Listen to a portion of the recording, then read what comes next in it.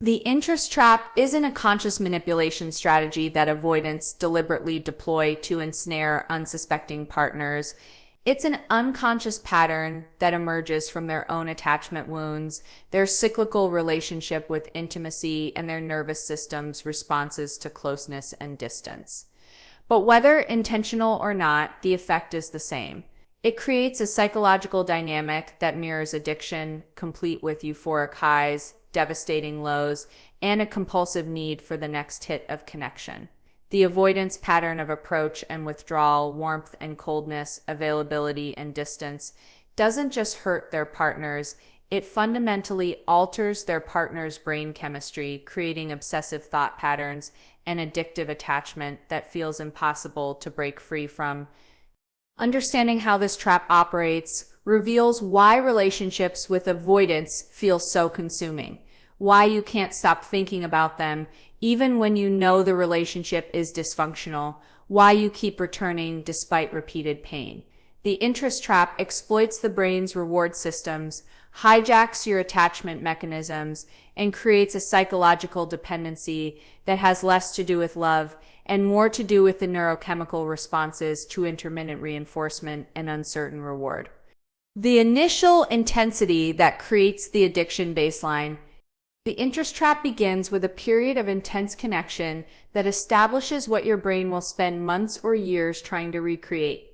In the early stages, the avoidant often shows up with remarkable presence, emotional availability, and focused attention that feels intoxicating. They're curious about every detail of your life. They respond quickly to your messages.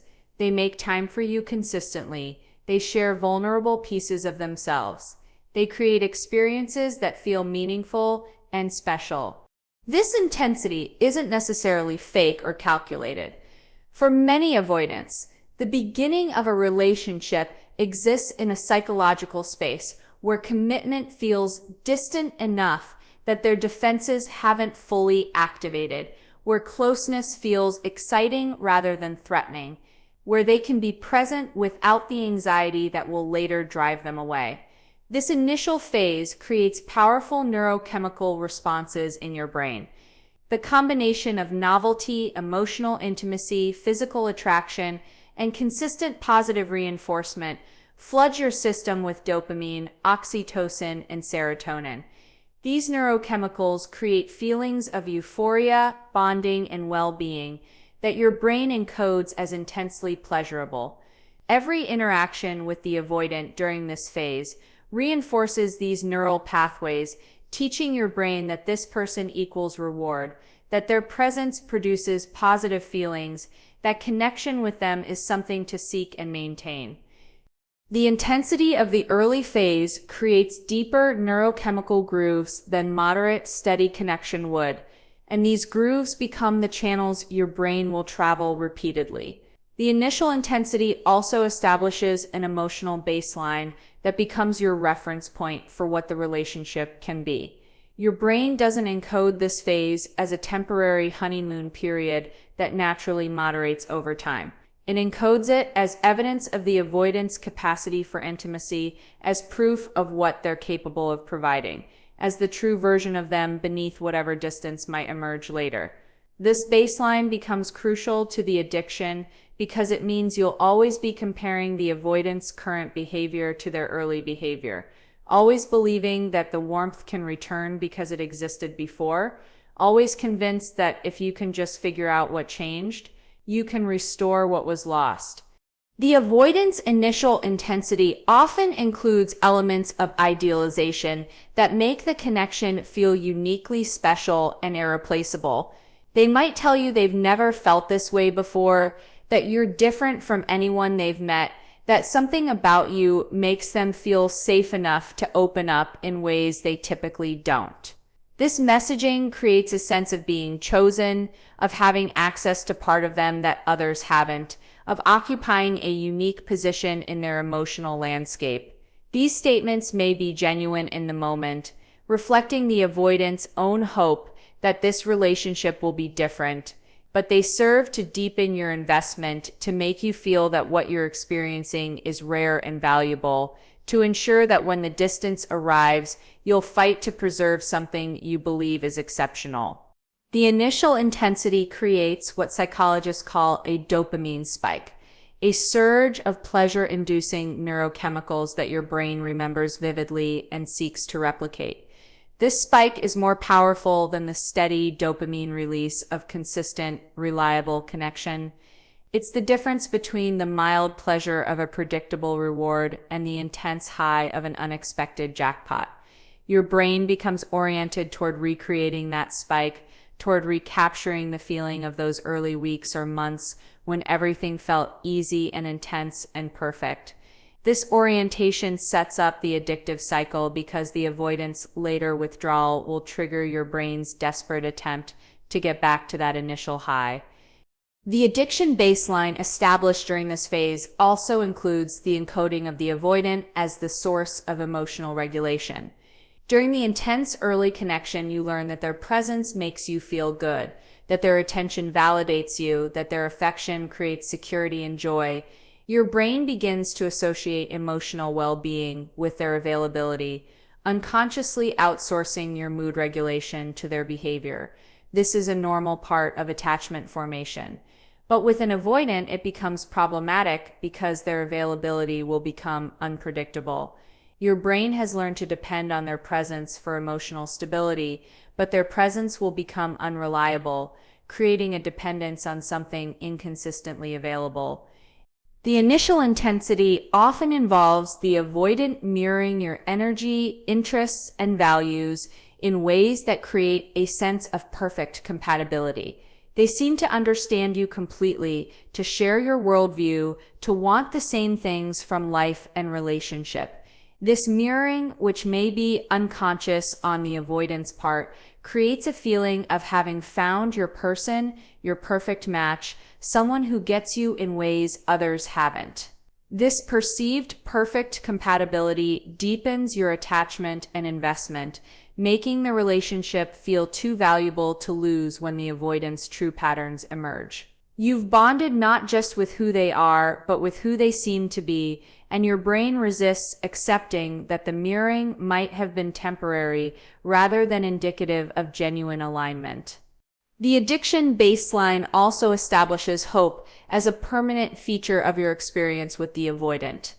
Because you've experienced their capacity for intense connection, because you've seen them emotionally available and deeply present, you know it's possible. This knowledge creates persistent hope that the intensity will return, that the avoidant will come back to who they were in the beginning, that patience and understanding will eventually restore the connection you initially experienced. This hope isn't delusional. It's based on real experience, on actual evidence of what the avoidant can provide when their defenses are down. But this evidence-based hope becomes the foundation of addiction because it keeps you engaged through the withdrawal, convinced that what you're chasing isn't fantasy, but a return to something real that you've already experienced. The strategic withdrawal that activates obsessive pursuit. The shift from intense connection to strategic withdrawal doesn't happen abruptly with a clear explanation.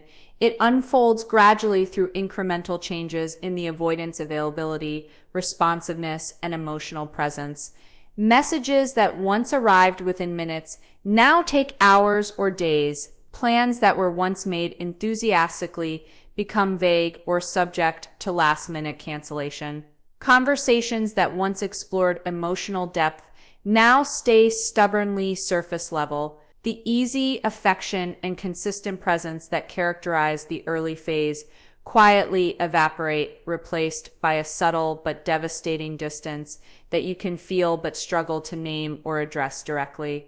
This withdrawal activates obsessive pursuit because it creates a problem your brain becomes desperate to solve. The reward you've been receiving consistently suddenly becomes inconsistent. The connection that felt secure becomes uncertain. The person who is emotionally available becomes distant without clear explanation. Your brain, which has been flooded with dopamine during the intense early phase, suddenly experiences a dopamine deficit. This deficit creates psychological distress similar to withdrawal from substances. Your brain craves the neurochemical high it's been receiving, and when that high becomes unavailable, it triggers a desperate pursuit response designed to restore access to the reward. The withdrawal is strategic in its psychological effect, not necessarily in conscious intent. The avoidant typically isn't thinking about how to maximize your pursuit. They're responding to their own discomfort with intimacy, their own fear of engulfment, their own need to reestablish autonomy and distance. But the timing and nature of the withdrawal creates maximum impact on your psychology. It arrives just as you've become deeply invested, just as you've adjusted your life to include them, just as you've begun to depend on the connection emotionally. This timing ensures that the withdrawal creates significant disruption, triggering anxiety and pursuit as you attempt to restore what's been lost. The withdrawal activates obsessive thinking because your brain shifts into problem-solving mode, trying to understand what changed and how to fix it. You review recent interactions looking for what you might have done wrong. You analyze their messages for hidden meaning or clues about their emotional state. You monitor their activity for evidence of whether they're actually busy or simply avoiding you. You construct theories about external stresses that might explain their distance. This mental activity becomes compulsive, consuming hours of your day, crowding out other thoughts and concerns. The obsessive thinking serves a function. Your brain believes that if it can just figure out the problem, it can solve it and restore the connection. The strategic withdrawal also creates what psychologists call intermittent reinforcement, one of the most powerful conditioning tools for creating persistent behavior. When a reward arrives unpredictably, sometimes yes and sometimes no, it creates much stronger behavioral persistence than when a reward arrives consistently. The avoidance inconsistent availability functions like a slot machine. Sometimes you reach out and get warmth and responsiveness. Sometimes you get coldness or no response at all. You never know which you'll receive. And this unpredictability keeps you trying, keeps you reaching out, keeps you pursuing connection because the next interaction might be the one that pays off with the warmth and presence you're craving. The withdrawal activates pursuit by creating scarcity where abundance previously existed. The avoidance attention, which was freely given during the early phase, now becomes limited and precious. This scarcity triggers psychological mechanisms that increase perceived value. What's readily available feels less precious than what's difficult to obtain. When the avoidant was consistently present, you might have appreciated their attention, but also taken it somewhat for granted as a normal feature of the relationship. When that attention becomes scarce, it transforms into something rare and valuable, something worth working for, something to be earned rather than expected. The withdrawal doesn't make you want them less, it makes you want them more. The strategic withdrawal also exploits your attachment system's response to perceived abandonment. If you have anxious attachment patterns, the avoidance distance triggers core fears about being unlovable, unworthy, too much. These fears drive frantic efforts to reconnect, to prove your worth, to do whatever it takes to restore the bond. If you have more secure attachment patterns, the withdrawal still triggers confusion and concern because it contradicts the intimacy you've experienced.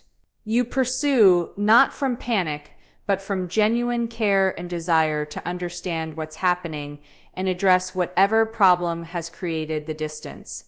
Either way, the withdrawal activates pursuit as you attempt to restore connection and alleviate the anxiety their distance creates. The obsessive pursuit triggered by withdrawal also involves your brain's pattern recognition systems, trying to identify what brings the avoidant close and what drives them away. You begin unconsciously conducting experiments. If you give them space, do they come back? If you reach out warmly, do they respond? If you express hurt about their distance, do they offer reassurance or withdraw further? If you mirror their distance, does it activate their own pursuit? This experimental process keeps your attention focused intensely on the avoidant and the relationship, trying to crack the code of what makes them available. The obsessive quality comes from the fact that the code keeps changing, that what worked last time doesn't work this time, that no consistent pattern emerges that would allow you to predict or control their availability. The withdrawal creates obsession specifically because it's unexplained. The avoidant typically doesn't communicate clearly about why they're pulling away, what they need, how long the distance might last. This lack of communication forces you into a position of guessing, interpreting, trying to read their mind and emotions through limited data. Your brain hates uncertainty and will work overtime trying to resolve it, creating elaborate theories and explanations to fill the gap left by the avoidant silence. The obsessive thinking is your brain's attempt to create certainty in a situation where the avoidant's poor communication has created profound ambiguity. The unpredictable returns that hook your brain chemistry. The avoidant doesn't maintain distance indefinitely. Just as you begin to adjust to their absence, just as you start to create emotional space and consider whether the relationship is worth the pain, they return. Not fully, not with the consistency of the early phase, but with enough warmth and presence to reignite hope and reset the cycle. A thoughtful message arrives after days of silence. A vulnerable conversation happens after weeks of surface-level exchanges. Affection resurfaces after a long period of emotional coldness. Plans are made with genuine enthusiasm after countless vague deflections. These returns feel like relief, like coming up for air after being held underwater, like proof that your patience and understanding are finally paying off.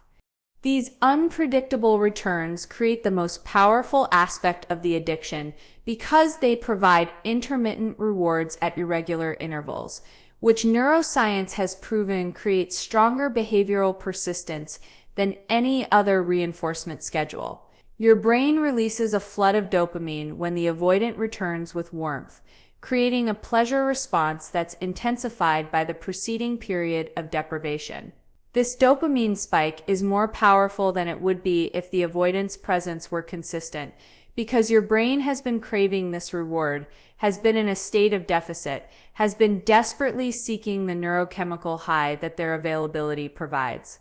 The contrast between the withdrawal and the return makes the return feel more significant, more rewarding, more valuable than steady presence ever could.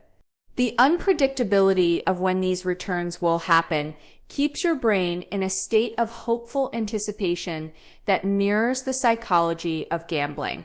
You never know when the next warm moment will arrive, which means you're always monitoring for signs of it, always ready to respond when it does, always maintaining vigilance, because the reward could come at any moment. This constant state of anticipation keeps the avoidant at the center of your attention. You're checking your phone for messages, reviewing interactions for hints of warming, staying emotionally available because you don't want to miss the window when they're present. The unpredictability doesn't make you disengage, it makes you hyper-vigilant. The returns also function to erase memory of the withdrawal's pain in a process psychologists call recency bias. When the avoidant is warm and present, your brain focuses on the current positive experience rather than the accumulated negative ones. The pain of the previous withdrawal fades in significance. The doubts you had about the relationship seem overblown. The decision you might have been moving toward about ending things feels premature. The warm moment becomes the entire reality, eclipsing the broader pattern of inconsistency and unavailability. This memory eraser is part of what keeps you trapped because you never maintain clear awareness of the relationship's overall dysfunction. Each return resets your perception, making you believe things are better than they actually are. The unpredictable returns create what addiction specialists call chasing the high, the desperate pursuit of recreating an initial euphoric experience. You remember how good the relationship felt during the early intense phase. You remember how good it feels during the avoidance returns to warmth and presence. You're constantly trying to get back to those feelings, to make those moments the consistent reality rather than occasional exceptions. This chasing keeps you invested in the relationship far beyond what rational assessment would support, because you're not relating to the relationship as it actually is. You're relating to what it could be, what it sometimes is, what you've experienced during the peaks that make the valleys feel worth enduring. The returns hook your brain chemistry specifically because they are unpredictable in both timing and duration. Sometimes the avoidant is warm for an evening, sometimes for a few days, sometimes for weeks. Sometimes their warmth is emotional, sometimes it's physical, sometimes it's both. Sometimes it includes future talk and relationship progress. Sometimes it's just present moment connection without any indication of where things are heading. This variability in the nature and duration of the returns keeps you constantly trying to figure out the pattern, constantly analyzing what's happening, constantly unable to predict when the warmth will arrive or how long it will last. The unpredictability creates a puzzle your brain becomes obsessed with solving. The neurochemical impact of these returns is profound. When the avoidant reconnects after withdrawal, your brain doesn't just experience relief, it experiences a surge of bonding hormones: oxytocin from physical and emotional intimacy, dopamine from the reward of their presence, serotonin from the reduction in anxiety. Their availability creates these neurochemical responses physically reinforce your attachment to the avoidant, creating biological bonds that make separation feel painful at a physiological level. You're not just emotionally attached, your body chemistry has adapted to their presence and experiences their absence as a form of withdrawal that triggers genuine physical distress. The returns also exploit what psychologists call the peak end rule, where your overall assessment of an experience is disproportionately influenced by its most intense moments and how it ends. The avoidance returns provide the peaks moments of intense connection, warmth, and presence that your brain encodes as highly significant. These peaks dominate your memory and assessment of the relationship more than the longer periods of withdrawal and distance. When someone asks if the relationship is good, your brain pulls up the peak moments rather than calculating the average experience. This cognitive bias keeps you perceiving the relationship as better than its overall reality, because the returns create peaks that outweigh the valleys in your memory and assessment. The unpredictable returns create a specific form of hope that becomes central to the addiction. It's not hope that things will be consistently good. It's hope that the next return is coming soon, that the current distance is temporary, that patience will be rewarded with another period of warmth. This hope doesn't require the relationship to fundamentally change. It just requires the pattern to continue. Withdrawal followed by return, distance followed by reconnection. Your brain becomes oriented around waiting for the return rather than demanding consistent presence. And this orientation keeps you trapped in a cycle that will repeat indefinitely, because the returns reinforce your willingness to endure the withdrawals. The returns hook your brain chemistry most powerfully when they include exactly what you've been craving during the withdrawal. If you've been wanting emotional vulnerability, the return includes the avoidant sharing their feelings. If you've been wanting quality time, the return includes them making plans and showing up consistently for a period. If you've been wanting reassurance about the relationship, the return includes them expressing their feelings for you. The avoidant may not consciously know what you need most, but their returns often provide it because your previous communications during the withdrawal phase have indicated what you're missing. Getting exactly what you've been craving creates a powerful reinforcement that makes the waiting feel worth it, that validates your patience, that convinces you to continue enduring the cycle, because the returns eventually provide what you need, even if only temporarily. The emotional roller coaster that keeps you trapped in the cycle. The combination of intense early connection, strategic withdrawal, and unpredictable returns creates an emotional roller coaster that fundamentally alters your psychological state and keeps you trapped in an addictive cycle. The constant oscillation between the high of connection and the low of distance, between hope and despair, between security and anxiety, doesn't just feel bad, it restructures your emotional life, narrows your focus, and creates a dependency on the relationship's drama that becomes difficult to distinguish from love itself. The roller coaster is the mechanism through which the interest trap achieves its full power, transforming a dysfunctional relationship pattern into a consuming obsession. The emotional highs during the avoidance warm phases are intensified by the preceding lows, creating peaks of joy and relief that feel more powerful than they would in a stable relationship. When the avoidant is finally present after a period of distance, when they finally open up after weeks of emotional unavailability, when they finally show affection after extended coldness, it feels euphoric. Your nervous system floods with relief that the pain is over, that the connection is restored, that the relationship is working again.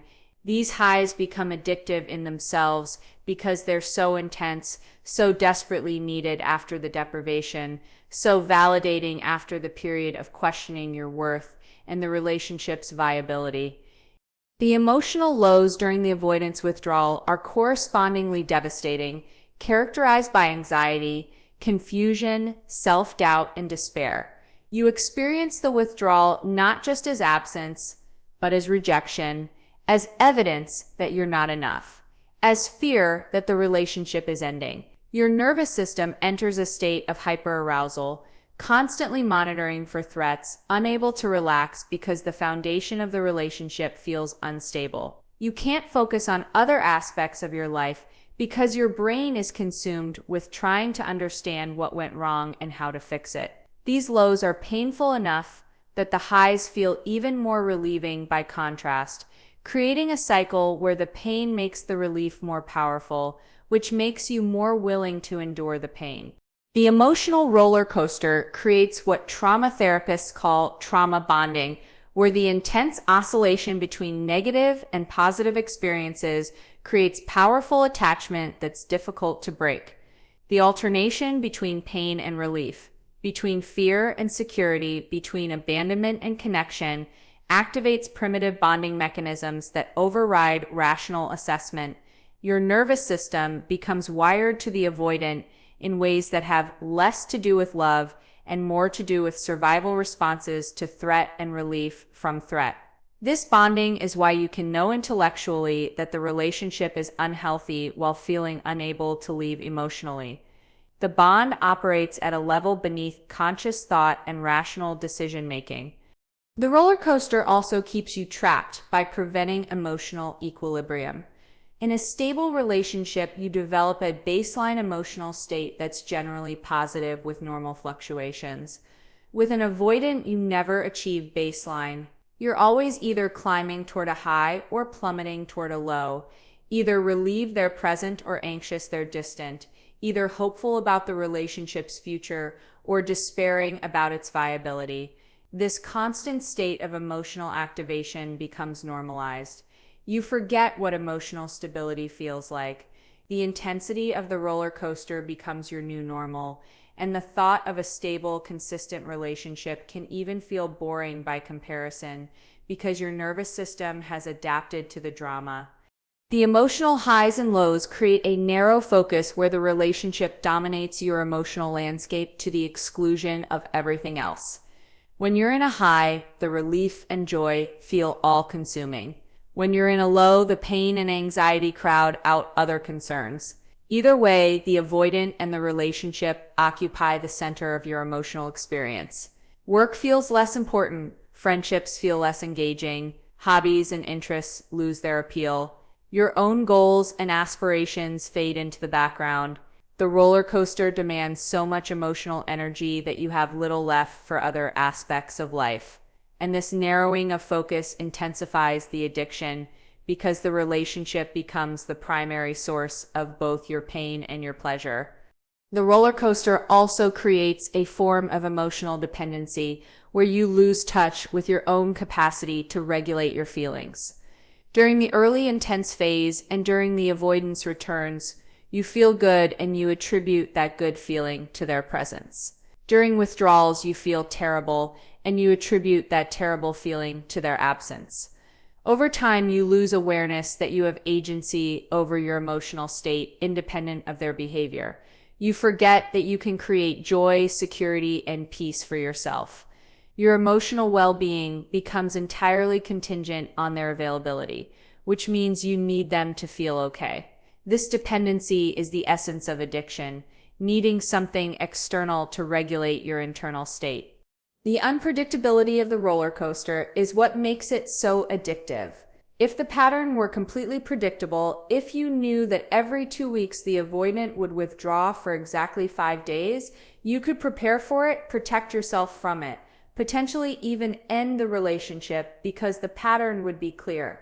But the unpredictability keeps you constantly off balance. Sometimes the warm phase lasts a day, sometimes a month, sometimes the withdrawal is a few hours, sometimes weeks. You never know when you're at the peak, before a plunge, or in the valley before a climb. This uncertainty keeps you hypervigilant, always monitoring, always trying to read the signs, always unable to relax into the relationship or decisively leave it. The emotional roller coaster also exploits the psychological principle that people are more motivated to avoid loss than to pursue gain. The highs are wonderful, but the lows are terrible, and your brain becomes oriented around avoiding the lows rather than simply enjoying the highs. This means you're constantly trying to behave in ways that will keep the avoidant close, that will prevent the next withdrawal, that will maintain the warm phase as long as possible. This loss avoidance orientation makes you willing to sacrifice your own needs, suppress your own feelings, accommodate the avoidance limitations, anything to prevent the terrible feeling of the low that comes when they withdraw. The cycle of highs and lows creates what psychologists call learned helplessness, where repeated exposure to an uncontrollable, negative situation makes you stop trying to escape it. You've tried everything to make the relationship stable. You've given space, you've pursued, you've been patient, you've expressed your needs, you've accommodated their boundaries, you've worked on yourself. Nothing has created lasting change. The roller coaster continues regardless of what you do. This experience of inability to control the outcome can make you passive, accepting the cycle as inevitable rather than choosing to leave. The helplessness keeps you trapped because you've stopped believing that anything you do will make a difference, including the choice to end the relationship. The emotional roller coaster that keeps you trapped in the cycle is ultimately what transforms a dysfunctional relationship into a full addiction. The intense highs create powerful rewards that your brain craves. The devastating lows create deprivation that makes the highs more intense. The unpredictability creates persistent hope and constant vigilance. The trauma bonding creates attachment that overrides reason. The emotional dependency makes the avoidant feel necessary for your well-being. The loss avoidance orientation makes you willing to sacrifice anything to prevent the pain of their withdrawal. And the learned helplessness makes leaving feel impossible even when you recognize the cycle's destructive nature.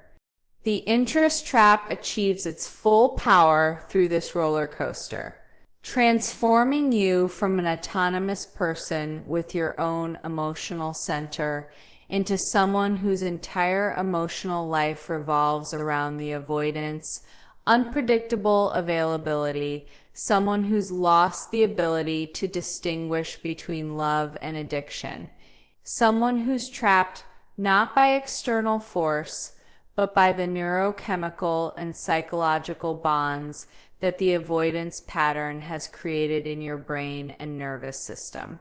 Breaking free requires not just recognizing the pattern, but actively withdrawing from the emotional roller coaster, allowing your nervous system to recalibrate to stability, rediscovering your capacity for self-regulation, and accepting that the intensity you've been addicted to was never love at all, but rather the dramatic oscillation between pain and relief, that the avoidance unconscious patterns created, and that your own attachment wounds made you vulnerable to accepting as normal.